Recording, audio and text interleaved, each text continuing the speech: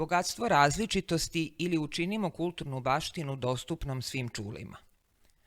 Citat: dobar dizajn omogućava, loš dizajn onemogućava. Kraj citata.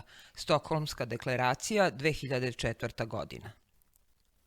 O različitosti nije dovoljno samo deklarativno govoriti. Potrebno je posmatrati svet iz vizure drugih potreba, mogućnosti i drugačijih načina saznavanja. Svako ljudsko biće je neponovljiva jedinka sa različitim ličnim svojstvima, emocionalnim, socijalnim i kulturnim potrebama i mogućnostima. Ta činjenica čini naš svet beskrajno bogatim u različitostima koje treba da uvažavamo i negujemo. Citat: širom Evrope ljudska raznolikost u godinama, kulturi i sposobnostima veća je nego ikada. Mi sada preživljavamo bolesti i potrebe i živimo sa invaliditetom kao nikada pre.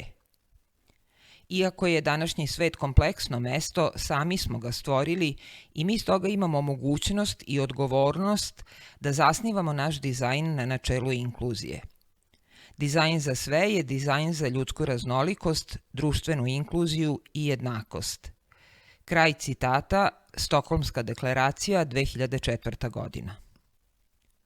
Da bi se ovaj cilj dosegao, urbana sredina, objekti, usluge, kultura i informacije, sva dobra koju ljudi koriste, treba da budu pristupačna za svakog člana društva, pogodna za upotrebu i odgovarajuća za ljudsku raznolikost.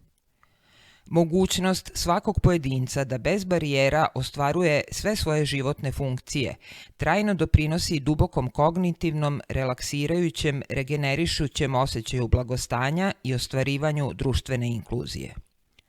Poštovanjem svakog pojedinca menjamo okruženje u kom živimo i pružamo mogućnost svima da iskažu potrebe i želje uz uvažavanje drugih.